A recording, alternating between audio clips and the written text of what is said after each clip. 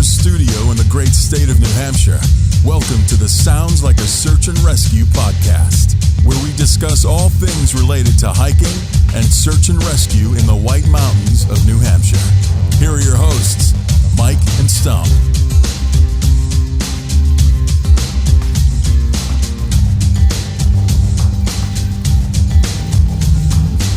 Action. Hey. So, Stomp, I have a special request for you. Yeah, what's that? Can you do that thing where you say the year of our Lord? Oh, sure. Yes. For those that aren't aware, we are recording on October 11th, in the year of our Lord 2022. Yes. Yeah. Yes. We got a complaint. Like, I guess you used to do that and then you stopped doing it, but like we never really talked about it. It just went away. So yeah. I think I did it once or twice, just spontaneously. I don't think it was ever planned or whatever. But yeah, it's sort of a neat phrase. Yeah. Are you religious? I never asked you that. I'm very spiritual. I'm Catholic. I'm Catholic, and I don't practice regularly, but that's definitely my faith.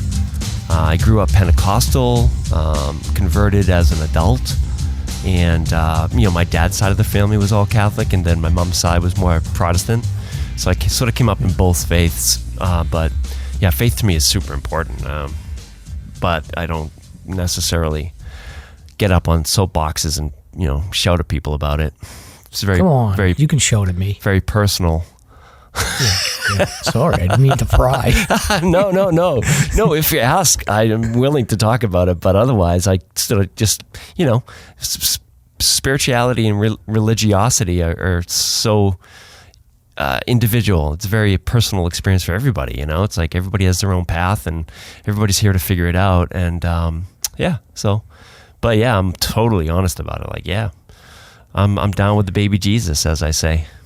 All right, get down with baby Jesus, the year of our Lord. So I am neither religious nor spiritual. Yet my kids go to Catholic school, so I'm like, I grew up Catholic. I survived Catholic summer camp. Yeah. So in the 80s, you're being strategic. You know what I mean? Like I survived. Yeah. Well, like Catholic schools, private schools are good schools. I mean, look at the public schools; they're a mess. God. Yeah, I don't think it's. Yeah, I mean, it's schools are crazy anyway. But anyhow, it's the 2022, the year of our Lord. Hopefully, we just regained another listener here. So, the breaking news: the Kank this weekend, believe it or not, Stomp, was a complete disaster. I'm hearing. I've seen videos, and I saw a couple posts where the Kank was backed up for 2 hours straight, and there weren't enough facilities, and people were just getting off the road, peeing in the woods and stuff. I mean, I don't know. I hear that it was the worst it's ever been. I've been known to pee in the woods. Yeah, next to a bunch of other people just sitting around in their cars. No, I can't even, even if I'm hiking with my friends, I have to be like, I'm gonna go off in the woods. Like, don't look at me. I get nervous. I get that stage fright. Did you see the pictures of Artist Bluff? I mean, there's had to be 100, 200 people on that little cliff.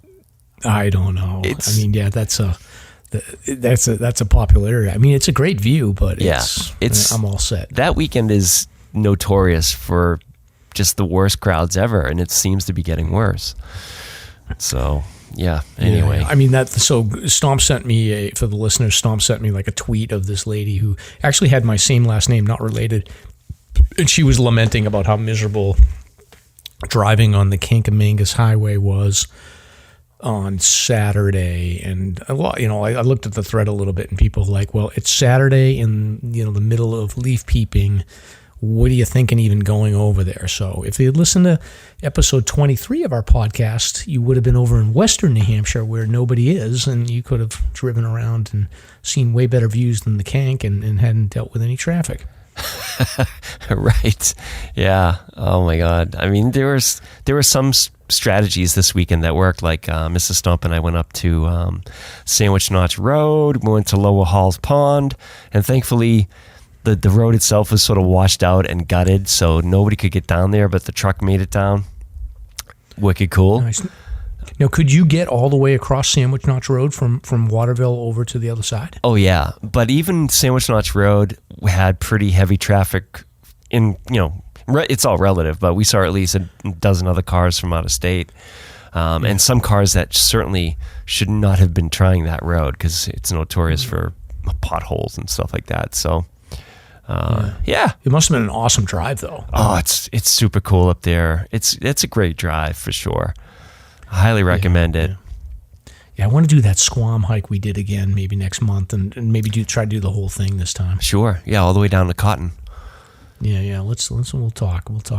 Okay, so you've got something here. You pulled a news article about flip-flops on hiking, Stomp. What is this all about? Well, I think we might have found an argument for why people might want to have flip-flops in their packs or on their feet. Okay. One, if any. This person here, there's a link that we have. It's... let me see, October 8th. I'm not sure the exact day, but long story short, you can watch the video. A man is confronted by a bear and ultimately just takes a flip-flop and smacks the thing in the face with a flip-flop, and it seems to deter the bear. So, I mean, he tried to shovel and other stuff like that, but check out the video. It's very interesting. I thought it was funny, though, because he's wearing flip-flops and they come in handy. Yeah, that's good. My favorite video of this ilk is still the girl that like freaked out and pushed the bear off of the fence. The fence. I know that is incredible stuff. Yeah, that's a good one for sure.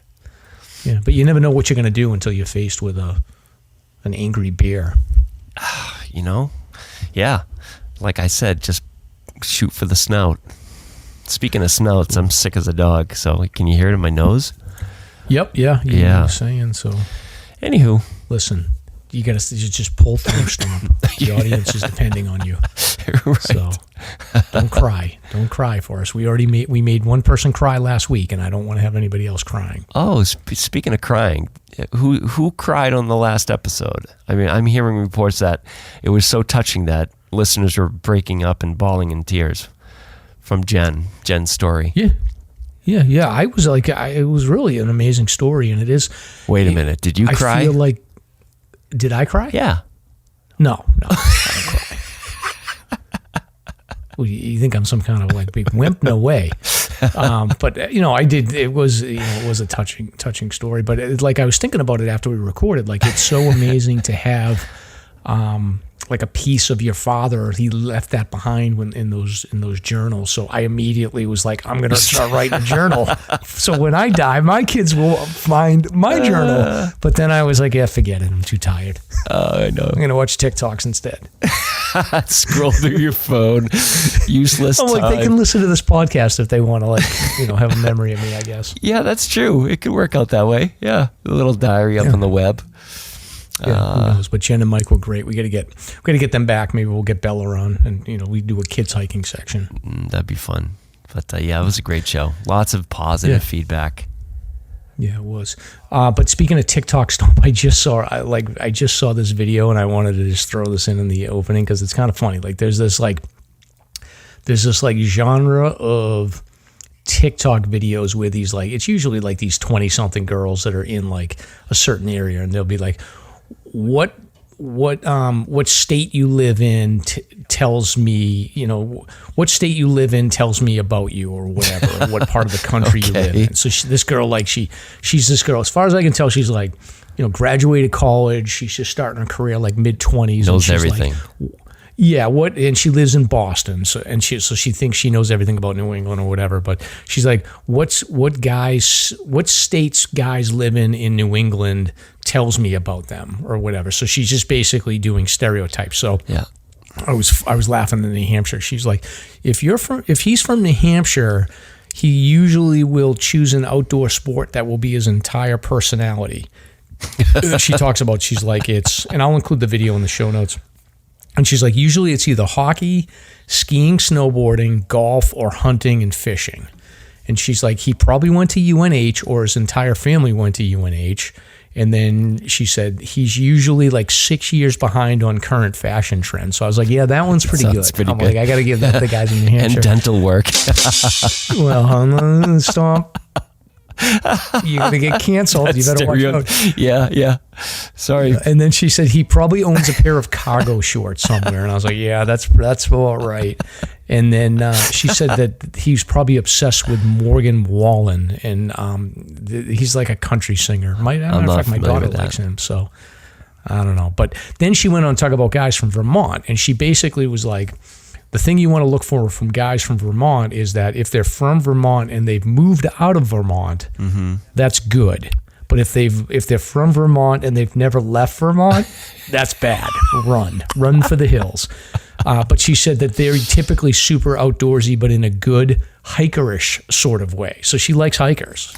Wait, what? The ones that stay in Vermont, No, you have to. So her theory is like, if he's from Vermont but he leaves Vermont. No, I get that, but. And then he's outdoorsy, then that's a good thing. He's usually like outdoorsy and hikerish. But if he's never left Vermont, then don't touch him. It's too Vermont. Yes. Okay, I got it. Yeah. So anyway, I guess that's like a little bit of a look into the dating minds of 20-something-year-old girls from Boston when they think of guys from New Hampshire and Vermont. So guys, if you're going down to Boston to go to the bars and you're looking to meet a girl, then take that information and do with it what you will. I mean, there's little kernels of truth and everything there, though. It's sort of funny. Oh yeah, definitely. I would say like so. 6 years behind on fashion trends. Like that's so New Hampshire. Yeah, it's great. Oh, too funny. Yeah. Cool. All right. So I guess last thing here, Stomp, you put in a little something here in the show opener talking about listeners. So you just wanted to give some metrics. Oh, yeah. I found it fascinating. I was sick all weekend, so I was just sitting around bored. So here's where our listeners... Let's keep this under an hour today so we don't have to do every country. No, absolutely not. But I mean, we're listening. I know that a lot of your coworkers and whatever are scattered everywhere, but I don't think that accounts for everything now, especially in America, because we're up to 49 states. The only state that doesn't listen to us is South Dakota. So that's pretty wild. So South Dakota, anybody, I mean, somebody drive out there and listen to us once and then drive back. My dad used to have a house in South Dakota, so we had a retirement house out there, but he ended up selling it and getting a place in Vermont. Oh, see, you could have solved this, but oh well, that's all right. So anyway, listenership, 20 plus countries. First place is the U.S. with 29,000 listens. Massachusetts beats New Hampshire by double. I mean, they're at 9K and New Hampshire's at like 4K for listens. Canada, 357, and within Canada, British Columbia is in first place. There's sort of a pattern. It seems like it's more the mountainous areas too, which I found really interesting. Then Australia, you have Queensland coming in. So Australia's in third place, and then the UK is in fourth place with 51 downloads, with Scotland being in first place for the most listens. And then from there it goes to like Germany, Netherlands, New Zealand. 12 later, you're down to like Saudi Arabia, Romania. So it's just really interesting to look at, but it's getting out there, huh? Yeah, it's interesting. I think these numbers are probably like, is it this year or is it just like it's not? I think it's total downloads. I don't know if it's this year or cumulative. I'm not sure. Yeah, I think it's just a certain time frame. I think it defaults to like the first 90 days or something like that. But it's cool. Yeah.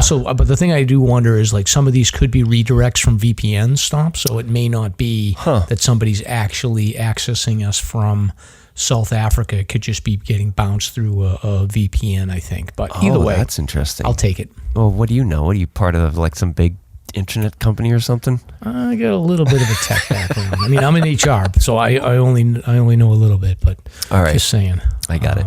But the first 3 or 4 can be fairly reliable, I guess. Yeah, got it. No doubt about it. So thank you to our international listeners.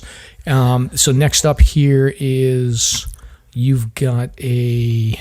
it's called The Hunt for the Hungry.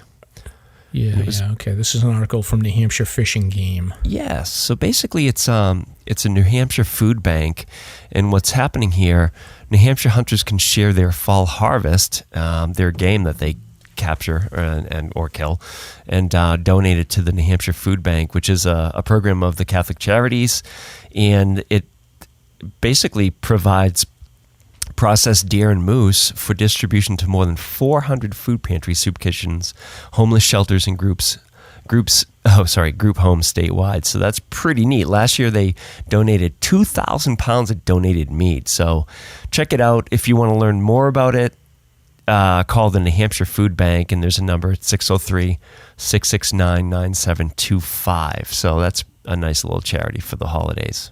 I mean, times are definitely tough with the increase in food costs and everything else. So yeah, it's expensive, especially meat right now. And I think also, Stomp, correct me if I'm wrong, but I think when the Fish and Game catches poachers, or they find meat that has been obtained through poaching, I'm pretty sure that they donate that to the New Hampshire Food Bank as well. Yeah, I believe so. I have seen situations like that. And, if there are search and rescue training events for all the teams and there's leftover food, we donate all that stuff to local agencies and whatnot. So, yeah, there's a lot of that charitable stuff going on. You might find this interesting. I'll be brief about it, but we're buying a quarter of a cow. And it's going to be for food. So we're in on a cow it's going to be ready in a number of months, and a quarter of a cow is enough food for 2 people for like a year. So we're going to get it cut up and doled out and get the stuff frozen. Isn't that neat?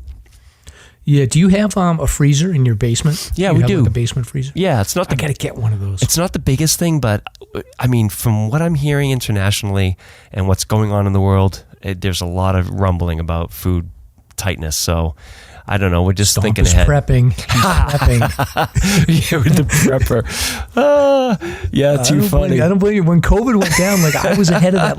I actually went 2-3 weeks before COVID was happening.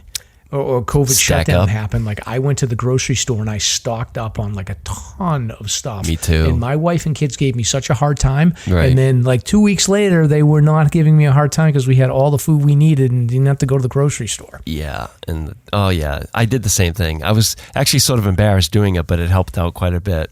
I mean, I remember my shopping cart was maybe 3 feet higher full of stuff than the top rim of the basket.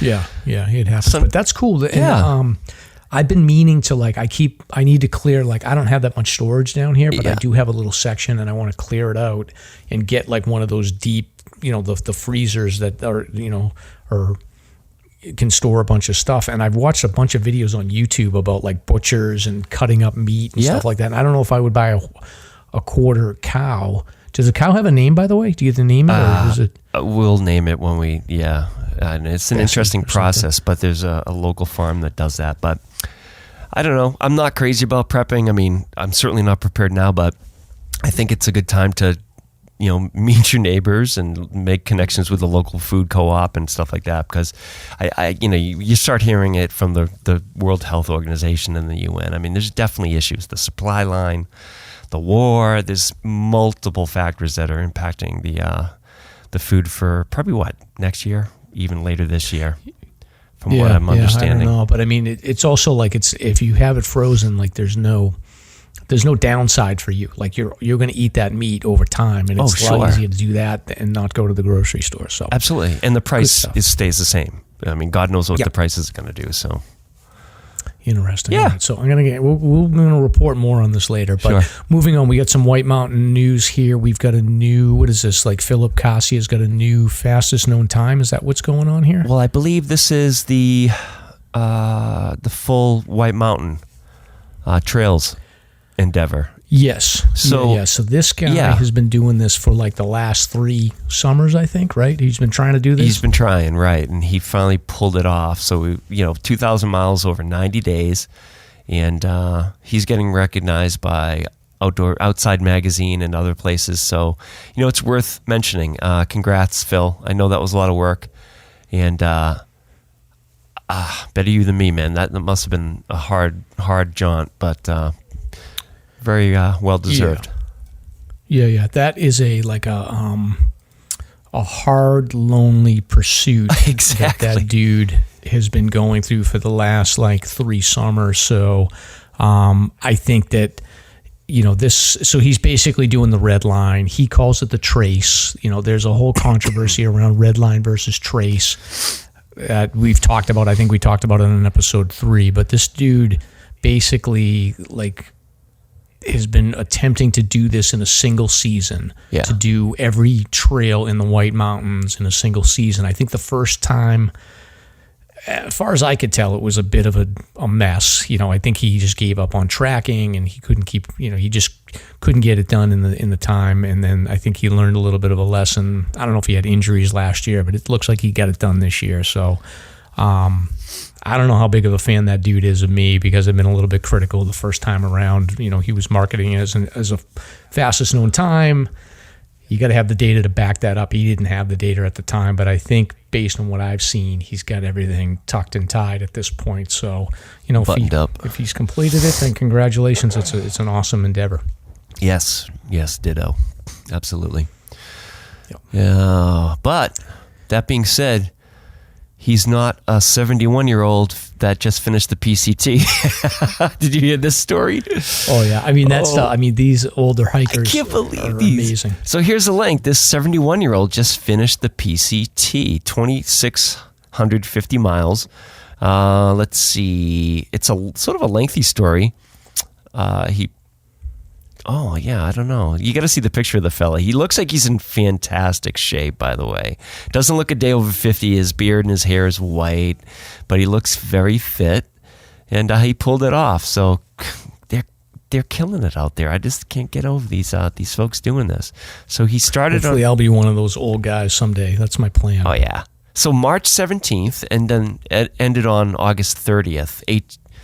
With his wife walking 1,800 miles alongside of him. So how cool is that?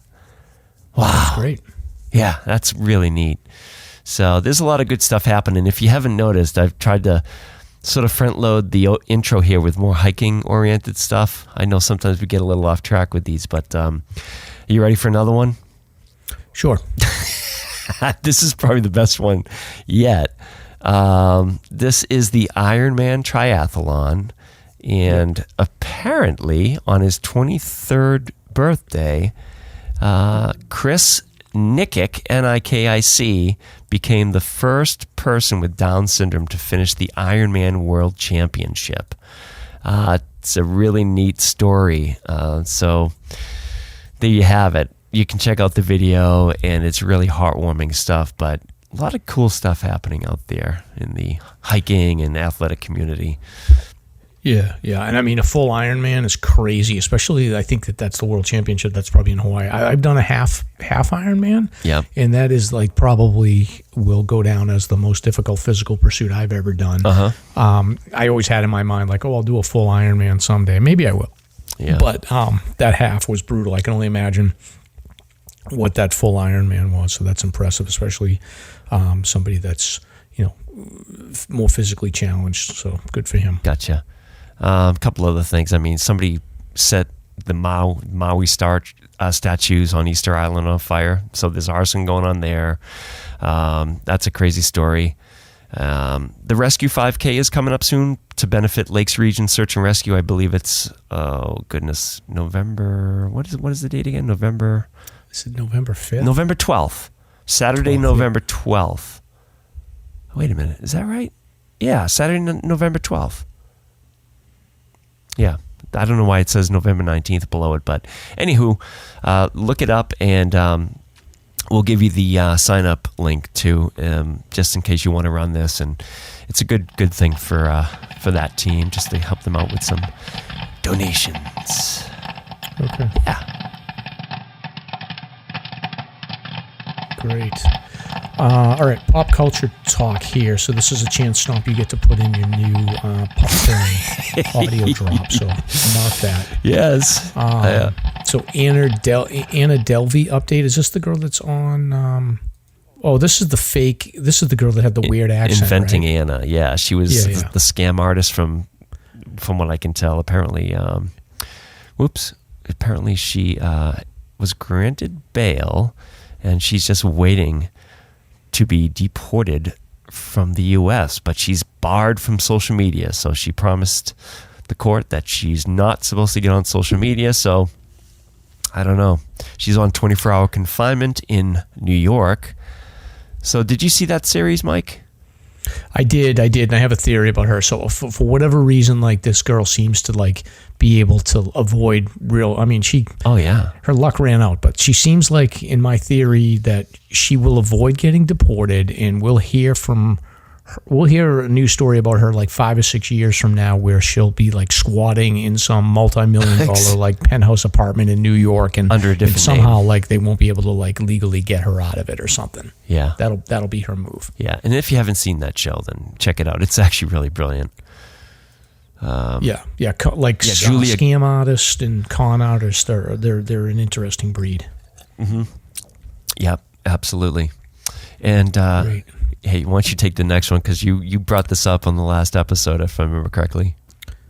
Yeah. So we were talking about cheating scandals. So we had a poker scandal, we had a fishing scandal, we had the Miss USA scandal, and then we also had this chess scandal. So this dude, Hans Niemann, who had beaten Magnus Carlsen, who is one of the greatest grandmasters of all time, in an over-the-board match. He then got accused of cheating, got proven to be a cheater in online chess, and has been going to different over-the-board tournaments. So he got a metal detector scan before playing a game, and they specifically checked his butt. So that's what you get. Because he was accused of using wireless vibrating beads to cheat in a tournament last month. Yeah, amazing. So they're on top of him. He's getting the eye. He's getting scrutinized. Very Interesting. Yeah. And this week's House of Dragons impression for me, it was all about Daemon and Aemon One-Eye going sort of doing a little bit of a silent dance with some foreshadowing of what is to come. Basically Daemon is the big fish and Aemon One-Eye is the little fish, and I think eventually they are going to hash out their rivalry in the future. But this week was an amazing episode, and it was all about Daemon and Aemon One-Eye. Yeah, so good. And I just heard today that Martin sent a text or posted on social media that the actor that plays Viserys the King, Martin said that his Viserys is better than the book's Viserys. That's a very nice compliment. Oh yeah. Incredible. Much more of a rounded out character. That moment where he entered the throne room and climbed up on the Iron Throne was just probably one of the best moments in television. I mean, if he doesn't win an Emmy for his performance, then I don't know. I said the same. What you have to do to win an Emmy. Yeah, his acting is standing out amongst all of them. Amazing. Great stuff. So amazing. But okay, let's move through this here, Stomp. So you got a couple of recommendations. What do you got? Yeah, just started the Midnight Club. It's just in time for Halloween. It's by the makers of The Haunting of Hill House and Bly Manor. It's fantastic. It's a really neat idea. It's a bunch of adolescents that are in a youth hospice, and it's the same type of thing. There's a deep, dark history with this building and this and that, but it's really great. And then on top of that, this weekend I was absolutely blown away. I was sort of bored, with my fever, and I'm looking around and I see this movie, this show called Aftershock, and it's a documentary about the earthquake that happened in Nepal. I think it was 2015 maybe. Okay. Yep. So the first 5 minutes blew me away. Just the footage and what they did with the footage, just absolutely amazing. If you can see the first episode, you're good to go, because you're going to see what happened to Kathmandu and Langtang Village and all these places. The footage is mind-blowing. So highly recommended. Yeah, I'm definitely going to check this out. Probably watch this tonight after the show. But I think the issue there was that there was, climbers that got caught in that Khumbu ice field during the earthquake, and that's just not a place that you want to be when anything is shifting around. We talked a little bit about that with Martin before. Yeah. Do you remember? Here's a weird reference, but the long night in Game of Thrones with the snow cloud coming in towards. Yes, I'm telling you. Tell me if it's the same thing, because it's terrifying. It's just like that in real life. Yeah. I mean, that reminds me of like 9/11 with the dust cloud that came into. It's sort of the same idea. Yeah, it's crazy. Incredible stuff. Great. Yeah. All right, Stomp. So moving on to sponsors and coffee talk. All right. So we have a donation from Lauren and Jess. They donated 2, and they were listening to the show on the way up to Jackson and Webster. So Lauren and Jess, thank you so much. And we want to plug Spinner's Pizza in Andover, Massachusetts, right off 93 Dascombe Road. Best pizza in town. Say hi to Dolls and Pops, and they'll stick you. They'll stick you with a sticker. How's that sound? And then EMS, your Northeast go-to for outdoor gear, guidance, education, and more since 1967.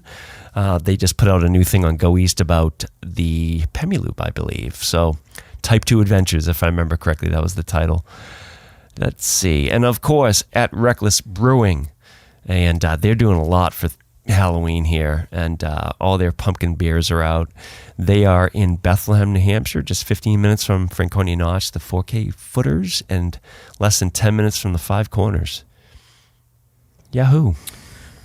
All right, so welcome to episode 78 of the Sounds Like a Search and Rescue podcast. This week we bring you to the center of the White Mountains universe, also known as Mount Carrigain.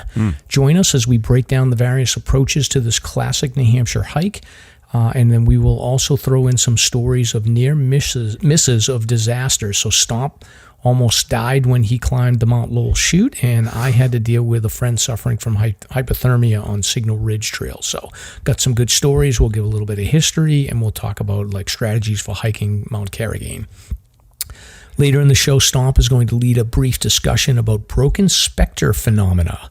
So this is like sort of a cool sort of rainbow type of thing here. So all this and some stories of hikers getting in trouble over the weekend. It's tourist season up in the White, so we got some stories. So I'm Mike. And I'm Stomp. Let's get started. So we're sober and Octobering here, Stomp. But I saw you drinking something. What are you drinking? Something? It's a cranberry lemon Celsius. Thank you, Larson. Larson and Steve Mason turned me on to these drinks, and I added a bunch of honey because you can hear it. I'm just like congested and stuff, but it's delicious. How about you? Anything good? That's great. I'm drinking some strawberry lemonade from Trader Joe's. So a little sparkling strawberry lemonade. Oh, boy. Sounds good. Oh, man. My wife was prepping at Trader Joe's. Yeah.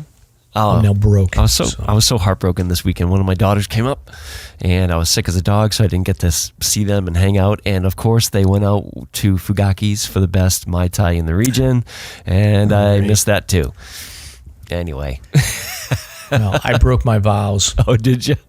Yeah. It happens. I went hiking on Saturday, and then I was originally supposed to do, we're going to talk about Mount Carrigain, so we can get into that in a minute, but I was originally supposed to do the big loop, but then my wife had given me a heads up, and she was like, we're going to a party at 4 o'clock on Saturday.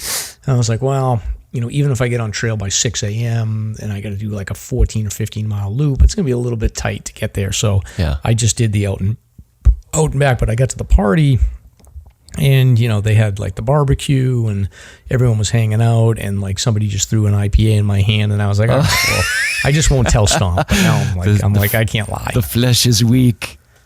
Yes, yeah. So, but it was only 5.5% alcohol, so it doesn't count. All right, it's going to be a 10, a triple IPA. Yes. Yeah. So, but I'm re-sobering October now. I've turned over a new leaf. Yeah. Oh, it feels great. It's awesome. Yeah. All right. So I did the hike. We're going to talk about the Kerrigan in more detail in a minute. You've been sick, so you haven't gotten out. Nope. But do you have any notable hikes to share with us from listeners? Oh, I do actually. Yeah. Jennifer Rooks and Rick R. 23 paws. Did a hike up South Cube Mountain for, I believe it was for Rick's birthday. So happy birthday and nice work. Jakester did Square Ledge. Coffee and Vinyl did Mount Height, Carter Dome, and a night at the hut. That's always a great trip. Yeah, it's a great trip. It's always a great trip. It's a great area. So what do you think, Mike? Anything notable about these? I love the overnight on Height, but I think Cube is my favorite, so I'm going to give Jennifer the shout out this week and say, thumbs up for going to Mount Cube this time of the year. Nice. Oh, actually, wait a minute. Oh, God, look at this. Cindy and Lynn from 40. I missed two. They were on the second page. Oh, that's right. Didn't the Alzheimer's group do Well Sticky, too? They were all over the place this weekend, but Cindy and Lynn tagged us for North and Mid Tri-Pyramid, and they had their fancy clothing on.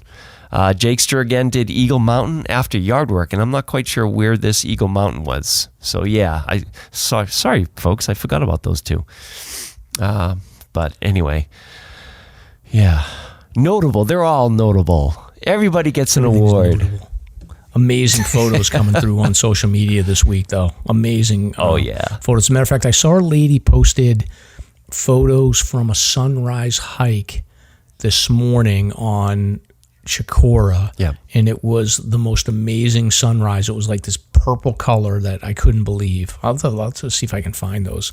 Give her a shout out. But there's some awesome photos of foliage too coming out. Yeah. It was a good season for it.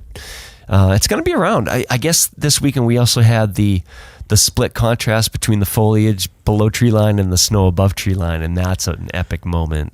That's a marker. Like winter's coming. Yeah. I got a couple of photos like that. So did you? I can post. Yeah, I'll do that.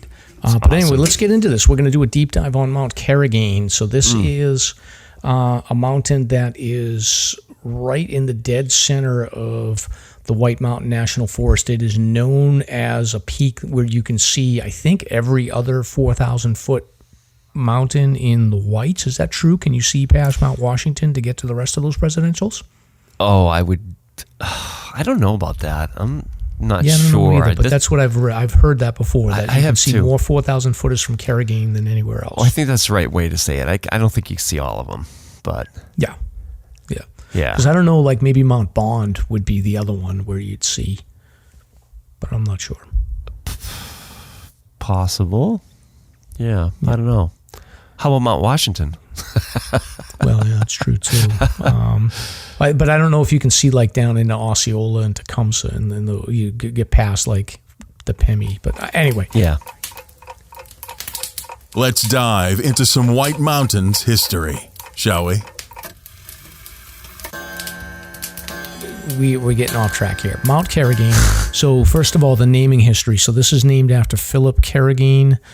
He was an early map maker, and he was known for naming a lot of the well-known places in the White Mountains. So you had the Belknap Cutler expedition that had originally named Mount Washington. It had come in like the late 1700s.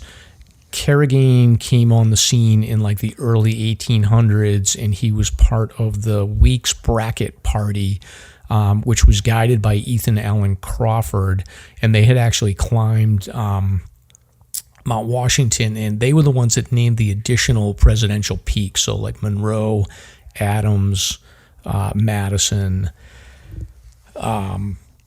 So they had basically named those northern presidentials, and he was involved in naming other locations. So he had named like Mount Eastman, Mount Willard, the Kinsmans. He was the one that had used the term Pemigewasset and Franconia in his maps early on. So the way that these early map makers worked is that they would add on to each other, and then like when somebody else would make a new map, they would take some of the names from the previous maps that they had access to, and then they would add new ones.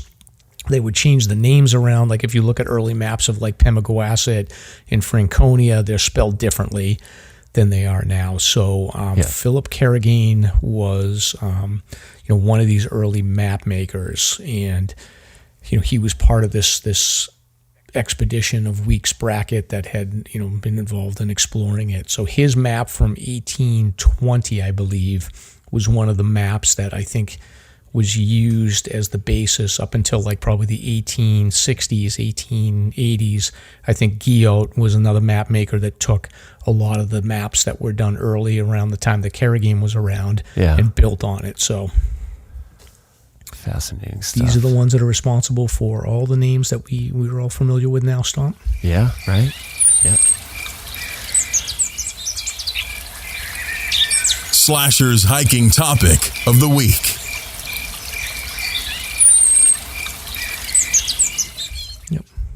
So anyway, but I'll add a little bit more detail about Philip Carrigan and his early map-making exploits. We've got some links that we can include.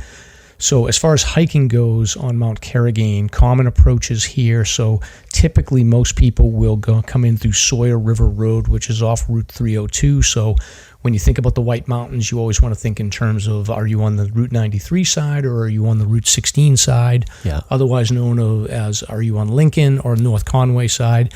This area is on the North Conway Bartlett side. So Sawyer River Road is a seasonal road that is open usually up until November. Then they'll shut it down. But you drive along Sawyer River Road about a mile and a half to get to the trailhead. As you approach Sawyer River, you will see an abandoned, and some say haunted, logging town off to the left, which is called Livermore. Yeah. On your approach. So we've talked about Livermore before, right, Stomp? Yes, we have. Yep. Especially, I think, during last year's Halloween episode. Yeah. Because it's haunted. So, yeah, I didn't stop at Livermore. Matter of fact, I should have done that this year, this weekend, but I didn't. But I think Livermore is right before the parking lot. Is that correct? Yes. Yeah, a couple miles before. Yeah. Well, it can't be a couple miles. Like the road 302 to the trailhead parking lot is about a mile and a quarter, I think, maybe a mile and a half. Okay, yeah. You're probably right. I was thinking like Captain, the end point. You have to stop a little further for that, but yeah. Halfway up. Yeah. So exactly. So when you come in from Sawyer River Road, you park right in that lot. It's a big lot. You got plenty of parking on the road if you need to. You kind of have to squeeze over to the right because it's kind of narrow, but there was a ton of cars when I left.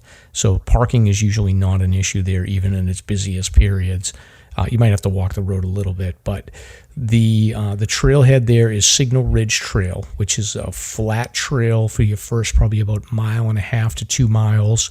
It does enter a wilderness area, but the trail follows a drainage all the way up into Kerrigan Notch.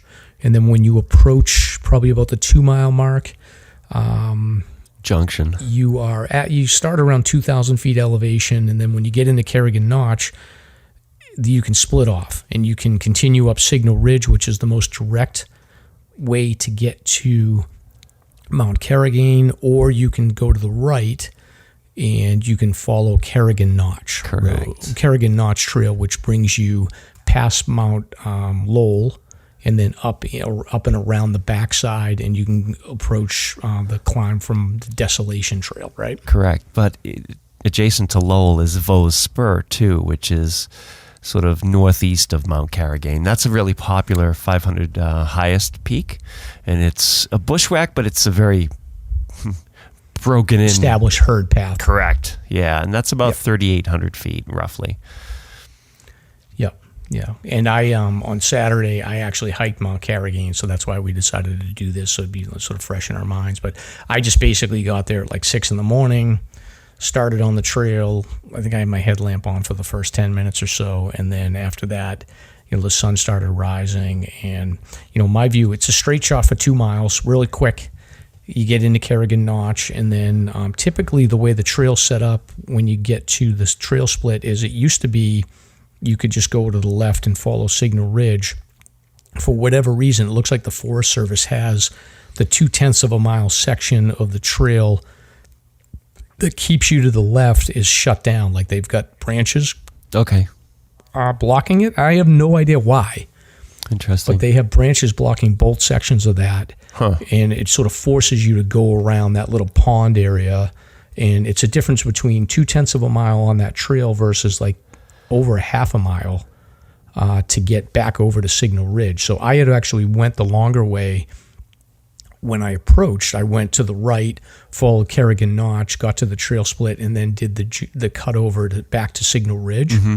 But on the way back, I actually just hopped over the trees that were in front of the trail and just followed that trail back. Gotcha. To the trailhead. So I don't know. There was no signs or anything. It looks like either the Forest Service wants to shut that section down, or for whatever reason, somebody just took it upon themselves to do that. I don't know. Yeah. Who knows? Could be either. Yeah. So this is very weird. There's probably like somebody will reach out to me to tell me that like there's an announcement was made. But anyway, once you get to that section, Signal Ridge climbs, you go from about 2,200 feet of elevation up to about 4,700. So it's a pretty steady climb. Mm-hmm. I would say maybe 2 miles. Yeah. Or so, 2.5 miles. So very steady. My view, it's not a difficult hike. It's just a very steady climb. Yeah, it reminds me of Mount Tecumseh. It's like literally 2 miles straight up. Yeah. Very gradual. Yeah, exactly. And then you do get to a flat section where you top off. You go across this section called Signal Ridge, which is maybe a 1/4 mile of being above tree line.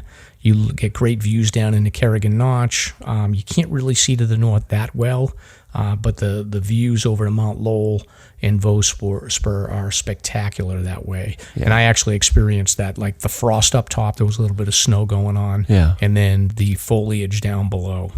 It was amazing. Super cool. Wow. Yep. It's a beautiful area for sure.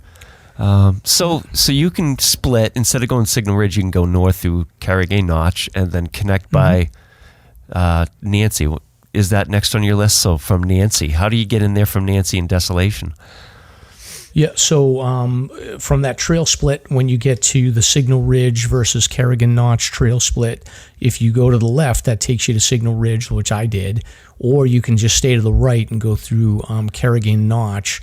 That takes you to the bushwhack options, where if you want to bushwhack up to Vaux Spur, you can do that.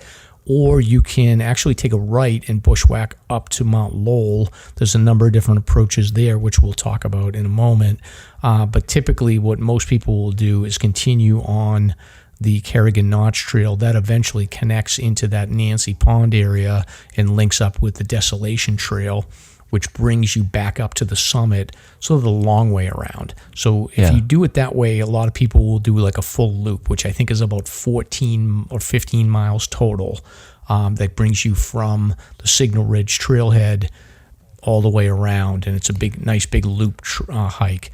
I actually just did the out and back, which is about a little over 10.5. I think it's about 10.5 miles. Yeah. So, but I think Desolation Trail is a much more steep climb than the gradual trail climb that you'll have on Signal Ridge. Yeah, that's what I hear. Interesting. And how about if you started at Nancy Pond? I haven't done that approach. Yeah, I haven't either.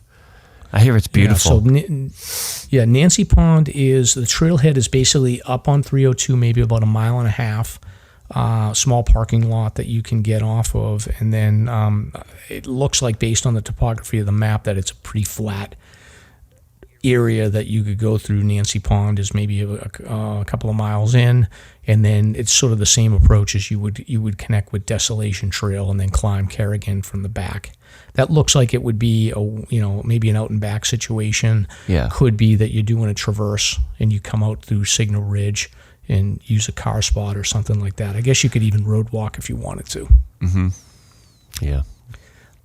One thing I just want to go back to, when you are on Signal Ridge, you break up above tree line. You've got about 1/4 mile to the summit. You've got about 1/4 mile actually of open trail on Signal Ridge before you go back into the tree line to approach the summit.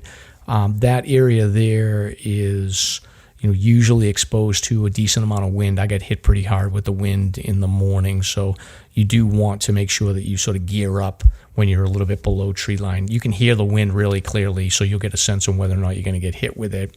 And then, it's another 1/2 mile or so to get to the peak of Carrigan, and Carrigan has a observation tower. I don't know if you call it like a fire tower. It's not enclosed or anything like that. It's just basically like a 3-story tower that you can climb, and it's an observation deck. And then around the tower, there are designated campsites. So to your left, there's a camping area that has probably enough room for about 4 or 5 tents, easily set up for hammocks as well. And then on the other side of the platform, it looks like there's some overflow tent sites. Whether they're legal or not, I don't know. But the camping area below the summit platform is signed for tenting, so I'm assuming it's legal. Yeah. Otherwise, it's pretty tight scrub up there, if I remember correctly. Yeah, I mean, but that area there, I mean, there's a ton of spots for tents. Sure. Right below the platform. Yeah. And Signal Ridge itself, with all that open ledge and rock and scrambles, it's beautiful, isn't it? It's gorgeous, yeah. And the other thing too is in the winter, it's pretty amazing there. It's like I feel like if you're going to do that as a winter hike, that's one of the more remote areas in the Whites in the winter. Yeah. No question about it. You've got a hell of a walk up that road, or whichever way you come into it, to even think about getting up there. Yeah. The gate closes in November, and then from then on, it's the road walk up Sawyer Pond Road, and that's about 1.5 miles, I think, maybe a little bit longer. I'm not sure. Yeah. Now, here's the approach that always gets neglected, and I think it's probably one of the more remote and beautiful approaches, and it's through the Hancocks, basically. So parking on the Kank, heading in towards the Hancocks, and taking Hancock... No, wait a second. Is it Hancock Notch Trail? I think so.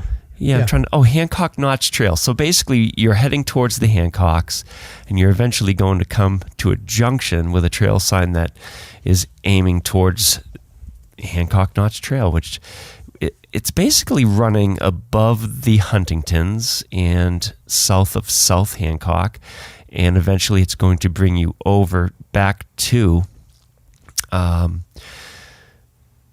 just what we were talking about. So Signal Ridge. Sorry, I've got fog. I've got like fever fog here.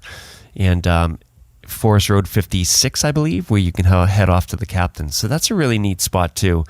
And if you do some exploring on Google Earth, for instance, you see all these northern ravines that head up just south of the Hancocks, which absolutely look beautiful for bushwhacking.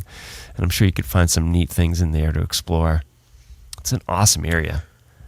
Yeah, it is. So, you can come into the Hancocks. The other approach that you can take is from Lincoln Woods if you really want to go long and do like an overnight backpacking. Yeah. And it's not that, it's pretty flat, is you can take the East Side Trail. So instead of going over the bridge from Lincoln Woods, you take that East Side Trail. Yeah. Eventually that connects with the Wilderness Trail, and then that also gets you into that Kerrigan Notch, Desolation Trail, Nancy Brook area there. So if you can get a car spot or something like that, that is some a great area. Stuff, dude. That is deep into the Pemi Wilderness. So I guess my comment about these trails, they're a little less traveled and a little more prone to be in rougher shape. I hear a lot of stories about Hancock Notch Trail in particular being a little bit more rugged than your typical trail.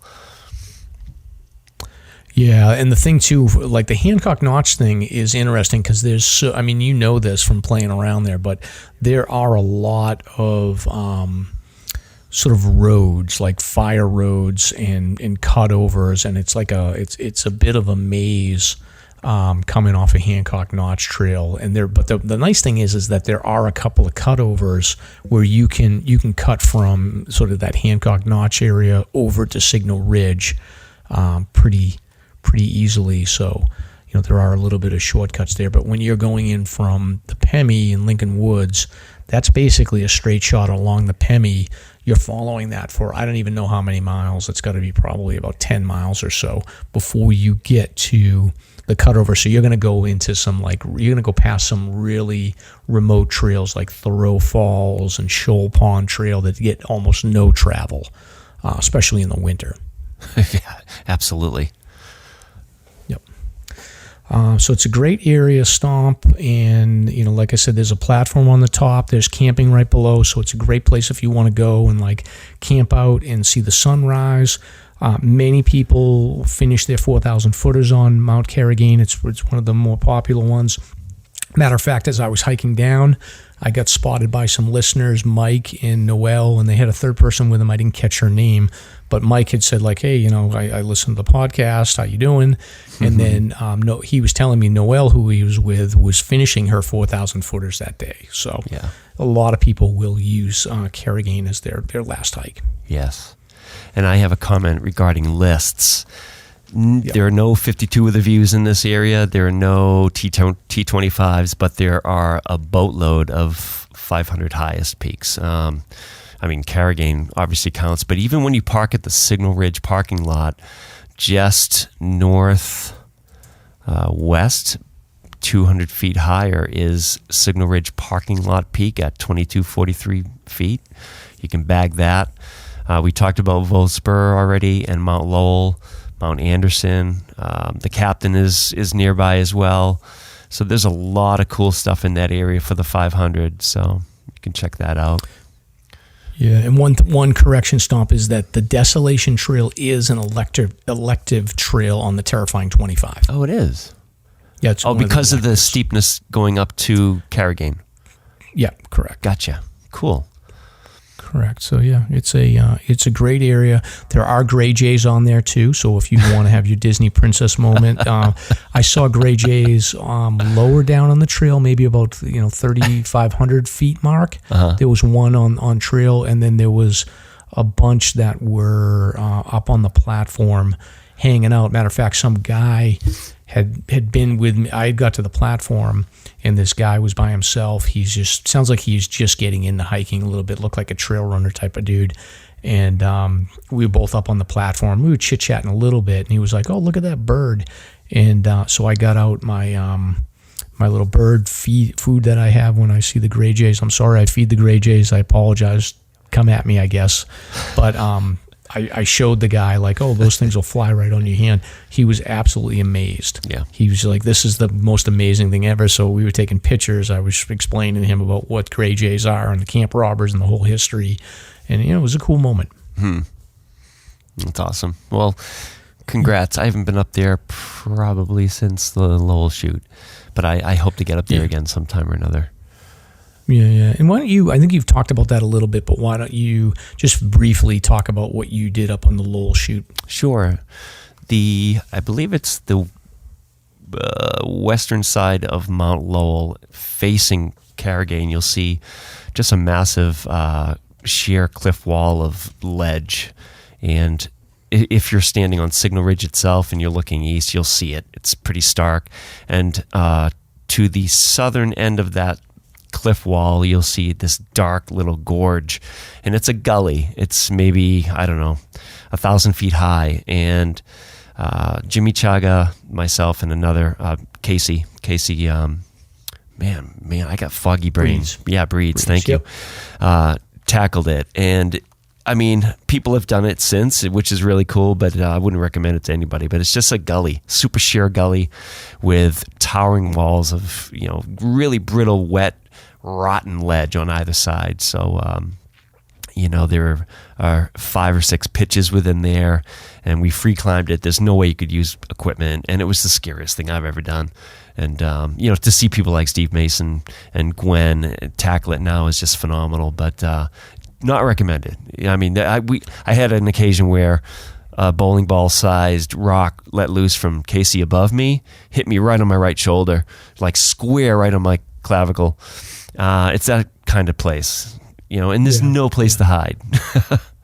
When you do get up top on Mount Lowell, is there any views? It looks like it's pretty forested. It's forested, but there's one viewpoint just off the canister, maybe 30 feet away, to the northwest. And then getting down is a nightmare. It's really thick, and the topography is just undulating, shall I say. It's just up and down and just rough. It's interesting when you're on Signal Ridge and you look at Mount Lowell. It almost looks like a dragon had just sort of dragged its fingertips across it, because there's like 3 or 4 of these gullies that are just carved into the side of it. Yeah, neat stuff. I would love to try the other portions there because I think they're a little easier, a little more accessible. The ones, like if you're looking at them from Signal Ridge, like the ones to the left, which is more to the north, seem much more reasonable. Sure, like a Percy Peaks or something. Mm-hmm. Yeah, they seem much more reasonable. But I've had my own calamity on Mount Carrigain. We did a winter hike, so we had to basically hike in. We had to break trail on the road. There was 5 of us, I think, maybe 6 of us, and we set up camp right at the bottom of Signal Ridge at the 2,200 foot mark, kind of where that trail that's now shut down is. Off to the right, there's a nice water source, and then it's a nice flat area in the winter to camp. Yeah. So we set up our camp there, and then that day we decided we're going to go to the summit and then come back down. So we were able to leave some of our gear. One of my friends had decided he was going to go fast and light. We were going a little bit slower because we did have our gear with us, and unfortunately, like, he got too far ahead of us, was kind of waiting for us. We finally all got up to the platform. He was moving around to keep warm, but he just didn't have any gear with him to like warm him up when he was carrying stuff and all this. So we were behind him. He went ahead, and unfortunately, he just wasn't able to retain heat. And by the time we got back to our camp, he was in the throes of hypothermia. So I think I've told this story before, but he was in significant pain over the hypothermia. He did make it into his tent, but when we got back, there was 3 of us that got back around the same time, and he was screaming. My friend had gone into the tent and had realized like this was really serious. Me and my other friend Tom, who I'm going hiking with this weekend, we were able to get our stove going, heated up some food. That didn't do the trick. He was still sort of screaming and delirious, and we were like freaking out, sort of thinking about like, okay, who's going to hike back to the road, or are we going to hike up to Signal Ridge to get a cell phone signal? So that's an important thing people need to remember, is sort of mark where you have cell phone connection when you're in the wilderness area, because for us, it was a lot quicker to actually hike up to Signal Ridge to get cell phone connection to call for help. We didn't end up calling, but we had those discussions as we were sort of warming up the food. Eventually, we said, screw the food. We warmed up hot water, and then when we got him hot water in, that did the trick, settled him down. Yeah. He was able to sort of get back under control for the night, and we were able to hike out that next morning. But very scary, very touch and go, and we learned a lot from that trip, and I'll never forget it for the rest of my life. Did you fire up the water, or were you carrying the hot water? We had to heat Boiling it? We had to heat it. Yeah. It's a miracle. Yeah. It's a lifesaver. Oh, yeah. Yeah, I mean, instantaneous. He went from screaming and delirious to sort of back to his normal senses within probably 3 minutes. Yeah. When we did that, which was crazy. And it was just water? Yeah, it was just hot liquids getting into him. So, yeah. And that's why in the winter hiking, I always carry a thermos with hot liquid so I don't have to worry about heating it up. In that situation there, we were gone all day. Bags of Jell-O. That's a good we had too. our stove. We were backpacking and camping overnight, so we didn't even think to heat water up. We were like, we can heat water up when we need it. Yeah, totally. That's super cool. So, but those packets of like gelatin, what I do is I carry a thermos with a packet inside, and it's empty. I'll fill it up and do what I need to and add that Jell-O. Jell-O's another miracle, that deep sugar, the carbohydrates. Yeah. Good stuff. Yeah. No, I never thought about that, but I typically will just have hot chocolate with me because I like having that. So I'll drink, nice fat. if I'm winter hiking, like I'll drink a little bit up on the peak, and then when I get back in the car, I'll finish it up. Yeah. Wow, neat story. Scary stuff. Anyway, but Mount Carrigain is a great area. It's an amazing place for foliage, and like I said, like there's plenty of parking there. I had nobody on trail when I was hiking. I saw one guy on the platform. As I was coming down, there was literally hundreds of people coming up because it was like, I got on trail at 6. Nobody else was there, but it was crazy this weekend. So I think a lot of people got some great views up there. Yeah, great weekend. Glad you enjoyed it while I was home suffering. Yeah, well, I'm sorry you were suffering, but why don't we move on to segment 2, which is broken specter phenomena. Yeah, I think I've seen a lot of these images posted lately, and it's probably a function of the season and the condensation and this and that. So I believe Christina from White Mountain Endurance posted one as well, and I think it was her first image that she saw. So you may have seen pictures posted of a ghostly, blacked out figure with a spherical rainbow surrounding them. It's very, very interesting. Well, there's some history to this. It's actually called, in German, it's Brockengespenst, which is broken bow or mountain specter, or the specter of the Brocken. And the history dates back to the 1700s, 1780 actually. The first one was observed and described by Johann Schilberschlag. So it's a very interesting phenomena. So what we're looking at here, it's a shadow essentially. It's a magnified shadow of an observer cast in midair upon any type of cloud opposite to a strong light source. Additionally, if the cloud consists of water droplets backscattered, a bright area called Heilengeschein, who knows, or halo-like rings. That's a great description of what that is. Halo-like rings of rainbow-colored light, which are also known as glories. So if you dig a little deeper and look into glories are these visual phenomena that people are seeing and posting about. It's like almost like the return of the baby Jesus, you know what I mean? It's like, what is that? It's fascinating. So glories are always directly opposite of the sun, centered at the anti-solar point and therefore below the horizon, except at sunrise and sunset. Look for them whenever there's mist or cloud beneath you and the sun breaks through to shine on it. They are formed when light is scattered backwards by individual water droplets. I mean, it's just fascinating. And it came to be known as the Brocken specter. Yeah, it's pretty cool. Pretty neat. It looks like somebody standing sort of standing with their arms raised, and then there's just a circle of a rainbow around them. Yeah, it's very interesting. I've seen them in the clouds. I've seen them in the strangest places, but apparently it's just a reflection. Now, is this different than, like, I've seen those, like, white rainbows as well? This is different than that, right? I'm not sure what you mean, white rainbow. There's like a white rainbow. It's like a cloud rainbow. There's no color to it, but it's the same thing as a rainbow.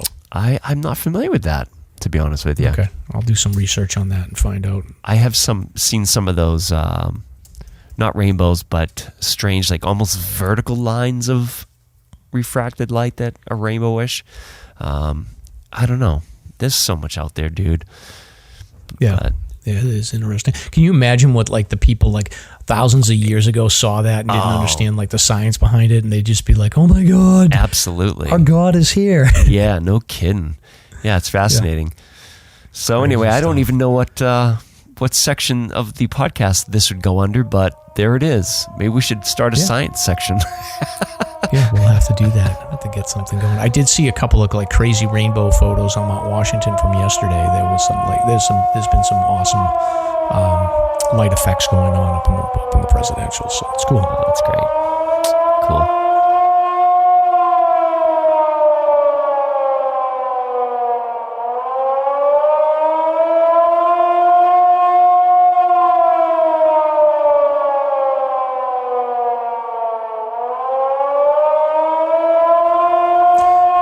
So, segment 3 here, Stomp. This is recent search and rescues, starting with our ultimate favorite spot on Foliage Weekend, Artist Bluff.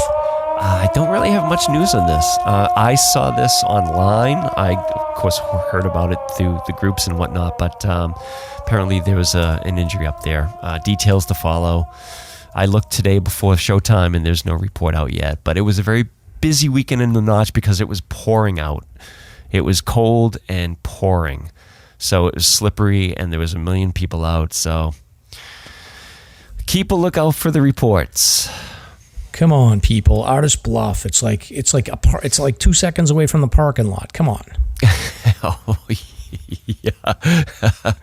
Troll. He's trolling. Anyway, I'm just kidding. I'm kidding. But all right. So the next one here is this one happened on looks like October 10th, which I think is be Saturday or Sunday. Fish and Game was notified of an injured trail runner on the Mount Isolation Trail on Sunday afternoon around 3:30. So this is a 24-year-old gentleman from New Hampshire, local guy, suffered an unknown leg injury during his trail run that prevented him from being able to make it out on his own. So he was doing a multi-mile, multi-hour trail run as a training regimen for an ultra marathon he was going to be competing in. So he started from his house, local guy in Intervale, which I think Intervale is like Jackson, right? Essentially. Yes. I think it's like one of the like, they have like weird villages and stuff there. So I think Intervale is part of Jackson. Correct me if I'm wrong, people. Yeah. But around 8:30, and he was going to go about 40 miles. He was probably about 5 hours into this. He was running south on the Mount Isolation Trail when he veered out of the path of passing hikers with a dog. Oh no. Yeah. The dog probably caused the guy to wipe out. But anyway, he ended up striking a boulder with his left hip and suffering an injury. So he was probably ripping like those are narrow trails, probably ripping pretty fast, and then came upon some hikers with a dog and then got startled and wiped out. So the guy tried to self-rescue for about 2 hours before he finally called for help, and he was 4.2 miles from the Rocky Branch Trailhead parking lot. So 4 conservation officers and 7 volunteers from Androscoggin Valley Search and Rescue responded to the call. This dude was able to wobble down the trail while waiting for rescue, and he made it approximately half a mile before the first rescuers met him. So he was in a litter around 3.5 miles from the trailhead. So big thumbs up to this dude for like gutting it out and getting that close to the trailhead. Eventually they got him in at like 10:30. So this dude had a long day. He declined an ambulance and was ultimately transported via private vehicle, so he was local. So that sucks. So unfortunate incident. Got tangled up with the other hikers and the dog, and his day was ruined. Yeah. Crazy. Yeah, that sucks. But all right, and the next one is a climber perishes in Clough State Park. So this happened on October 9th at approximately 4 p.m. Individual had been climbing a cliff near the Everett Dam in the town of Weir. Yeah. The cliffs were off trail and not part of a designated climbing area. And this individual had, much like Stomp and his crew on Mount Lowell, had no climbing gear or safety equipment. Right. Despite life-saving measures, attempts by the Weir Fire Department and Weir police officers, this individual succumbed to their injuries. So. Oh, actually, you know what? I had a bicycle helmet on. You did. You did. That's got to count for something. That definitely does, yeah. That would protect you from a 10-foot fall. Right. Or like a boulder coming down on your shoulder. One use only. Yeah, exactly. But anyway, I guess with this, like this recovery, unfortunately, was difficult. So conservation officers had to arrive on scene. They were called to assist with a high-angle extraction, and they had to utilize, I guess, high-angle rope rescue techniques in order to do a safe extraction. So Weir Fire Police and the conservation officers were able to get the victim from the scene without incident, and the details on the victim are being withheld, but it's sad, I think he was free climbing, maybe messing around near this Everett Dam. I don't know much about it, but unfortunately he passed away. Yeah, it's a sad story. Yes, it is. So I'm sure that there's probably some more press releases that we didn't include this week. I think I shared a couple, but we'll get those in the next show, Stomp. And this one is short and sweet compared to the last couple we've done. Yeah, no kidding, huh? Unusual. Yeah. Well, you got to get rested up and get back to normal. And then I am preparing for a nice big overnight hike on Mount Isolation with my friend Tom to finish his 4,000-footer list. Oh, nice. Yeah. Well, have fun out there, and we'll see you next time. Yes. The year of a Lord next time. Amen. All right. Very good.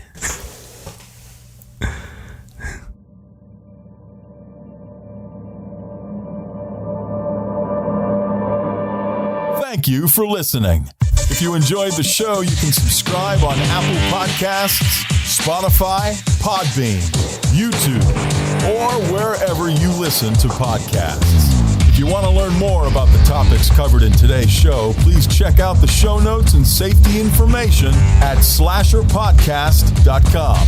That's SLASR podcast.com. You can also follow the show on Facebook and Instagram.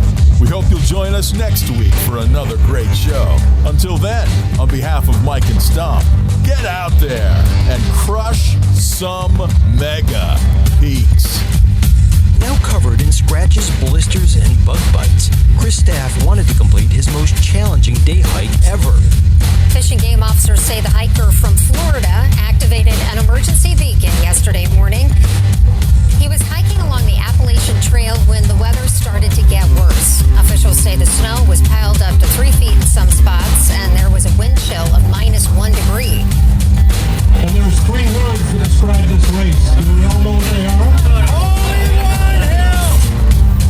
Here's Lieutenant James Nealon, New Hampshire Fish and Game. Lieutenant, thanks for being with us today. Thanks for having me. What are some of the most common mistakes you see people make when they're heading out on the trails to hike here in New Hampshire? It seems to me the most common is being unprepared, and I think if they just simply visited hikesafe.com and got a list of the 10 essential items and had those in their packs, they probably would have no need to ever call us at all.